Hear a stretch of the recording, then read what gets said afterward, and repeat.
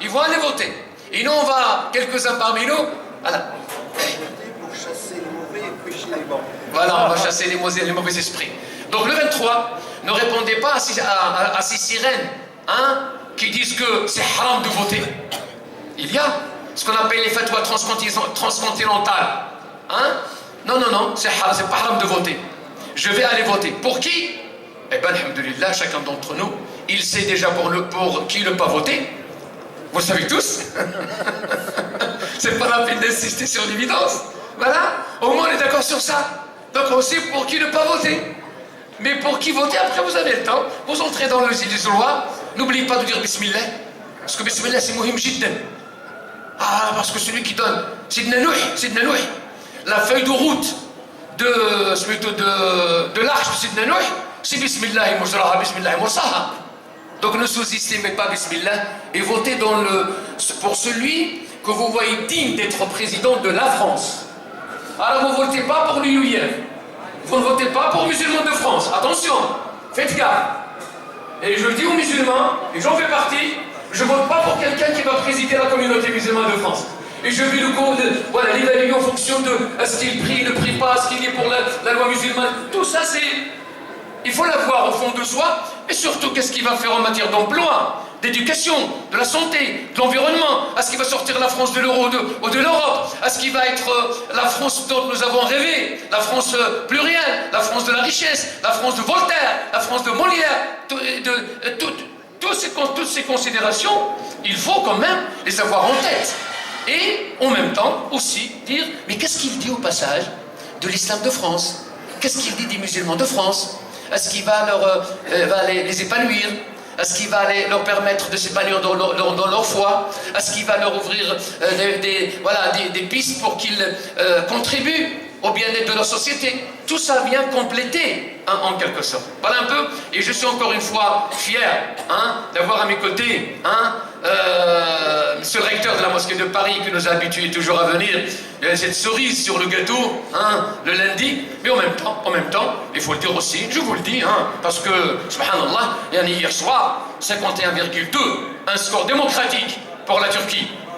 On m'a dit, tout à l'heure, il y a quelqu'un qui m'a dit, Omar, ne place pas un mot sur la Turquie. Parce que vous savez, en France, moi aussi je suis la France. Moi aussi je suis la France. Un score, parce qu'à un moment donné, on nous a souvent dit, oui, score à l'arabe, 99, 98. Là, aujourd'hui, c'est le score à la Brexit. Il y a qu'au Brexit, c'est 51,2. C'est le même score. Et c'est le score qui va permettre à la Grande-Bretagne de quitter l'Europe. Et personne n'a remis en cause ce score. Il a dit un score qui ne représente pas, c'est un score démocratique. Nous souhaitons longue vie à la Turquie. Nous souhaitons réussite à la Turquie. Et la Turquie n'a rien fait autre que ressembler au système français. Avoir une présidence. Rien. Et ressembler aux États-Unis, qui n'ont pas de Premier ministre.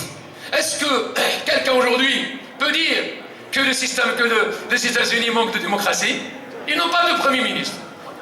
Et contre quelqu'un en Turquie, à moins que on reproche aux Turcs ce qu'ils sont et non pas ce qu'ils font. Mais là c'est grave, parce qu'ils sont tête de Turcs, ils sont durs.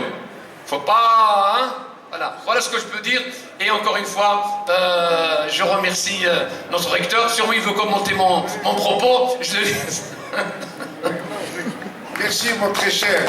Que Dieu vous bénisse et vous apporte tous les suffrages et l'ovation de nos frères et de nos sœurs ici présents, parce que ce que vous dites, c'est l'expression de notre cœur de musulmans.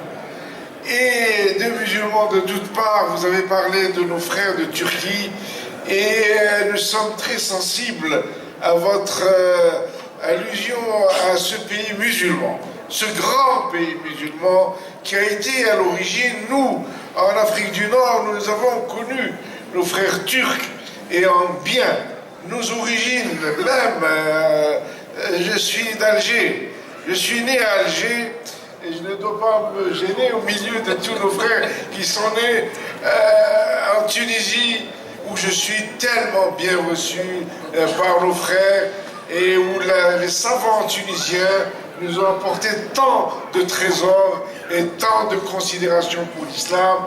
Au Maroc, où je suis chez moi, quand même, mes petits-enfants sont des Marocains. de Casablanca. Alors, mais ma famille aussi, par mes origines, sont de Turquie. Comme beaucoup d'entre nous, on a des origines turques. Au Sahara, nous avons des origines africaines. C'est le pays de l'Afrique du Nord. C'est comme ça. On n'est pas divisé, on est au contraire réunis par ce qui nous est cher. D'abord l'islam et ensuite notre fraternité. Alors nos frères turcs représentent un grand pays musulman. Et j'insiste, un pays laïque. C'est le premier pays, grâce à son président Atatürk, qui a opté pour une modernité, pour une vision d'aujourd'hui de la Turquie qui a tant souffert. Elle a tant souffert, mes frères. Et quand je m'adresse à mon frère, j'ai presque envie de lui demander pardon au nom de tous les pays, même parfois arabes, qui n'ont pas accepté, qui n'ont pas aidé l'Empire ottoman, qui a été le siège du califat, le seul califat de l'islam. C'était nos frères ottomans, depuis Soliman Kanoni jusqu'à Atatürk, qui a pu permettre à ce pays d'accéder à la laïcité. Pourquoi la laïcité est pour nous un bien précieux? Mais parce que nous sommes ici, dans un pays qui lui-même a été à l'origine de la laïcité en 1905. La laïcité française, c'est celle qui nous a permis, nous, musulmans, de venir en masse dans ce pays, de l'aimer, de lui apporter notre affection, notre soutien. Et surtout, en ce moment où nous voyons le président de la République aller se pencher sur nos frères sénégalais, les tirailleurs du chemin des dames. Mais il y a eu aussi tous les musulmans de Verdun. Et vous savez combien que nous avons lutté pour avoir un mémorial à Verdun où 70 000 des nôtres de tous les pays d'Afrique du Nord, et en particulier la prise de Douaumont, c'est nos frères, les Tabors du Maroc, et c'est les courageux Marocains et les Algériens qui ont pris leur part à Cassino et dans toutes les guerres où la France s'est trouvée en danger dès 1870. Dès l'époque de l'émir Abdel, eh bien, la France a, avec Napoléon III, considéré les musulmans véritablement comme un soutien et comme une partie de l'histoire de ce pays. Alors, aujourd'hui, je ne vois pas pourquoi on aurait changé. Nos ancêtres sont morts pour ce pays. Nos ancêtres ont constitué ce pays et nos jeunes ont aussi apporté leur travail. Donc la laïcité est pour nous, comme disait notre frère, c'est Lasfar, c'est Omar, c'est le critère, je dirais, personnellement. Moi aussi, je suis français, moi aussi, je connais la France, et moi aussi, j'ai été médecin, et j'ai soigné des générations de Français, grands, vieux, petits, et surtout des musulmans que j'ai connus dans une période très difficile des années 70. Wallahi, je n'oublierai jamais cette période des musulmans malheureux qui frôlaient les murs, qui avaient des tas de problèmes. Il y en a à vivre en France, où l'immigration a été pour nous un sujet d'étude médicale. Comment ces musulmans venus d'Afrique du Nord et de partout, tombés malades, dans les hôpitaux, ont donné leur sang, ont donné leur sueur, ont donné véritablement toute leur santé pour construire ce pays pendant les 30 glorieuses, bien sûr. Mais la laïcité. Nous avons la laïcité. La laïcité pour nous, si, comme dit notre cher frère c'est Omar, un candidat se présente. Mais le candidat que nous voudrons choisir, c'est celui qui veut respecter cette laïcité, comme il l'a dit, tellement justement, la laïcité, c'est la neutralité de l'État. L'État n'a pas à se mêler d'aucune religion, quelle qu'elle soit. Il y a toutes les religions. En France, l'État les respecte. et nous voulons être respectés. Deuxièmement, c'est la liberté de conscience. J'ai le droit de prier, j'ai le droit de ne pas prier. C'est mon affaire et l'affaire de personne.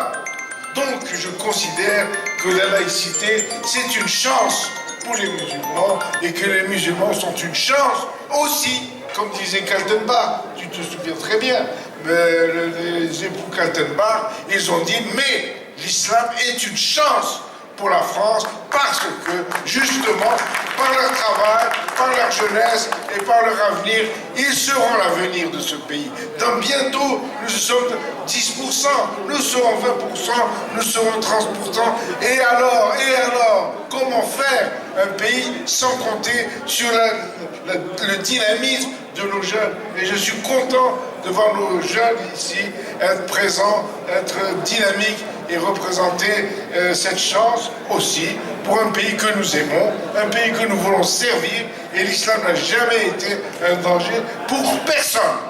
En tout cas, merci, et merci c'est Omar, et merci c'est Ahmed. Merci, voilà, merci pour toutes ces déclarations. Peut-être on a encore un petit quart d'heure pour échanger avec vous, 2-3 petites interventions, si vous voulez bien. Alors, qui veut prendre la parole? Vas-y, tfadal. Mais pour 2-3 minutes, pas plus. Barakallahu fik.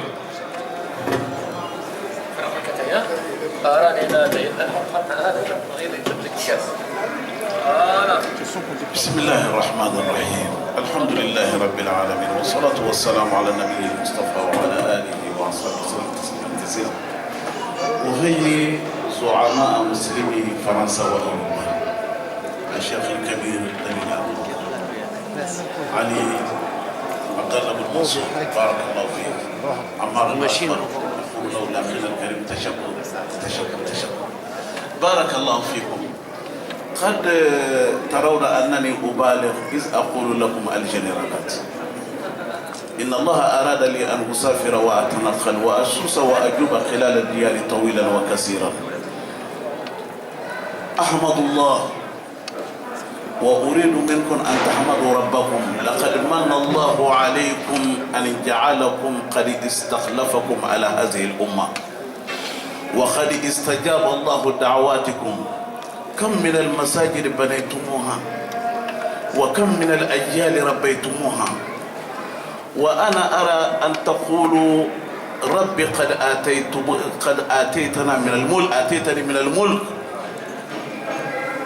وليس عليكم إلا أن تقولوا كما قاله نبي الله يوسف ربي قد آتيتني من الملك وعلمتني من تأويل الأحاديث فاطر السماوات والأرض أنت ولي في الدنيا والآخرة توفني مسلما.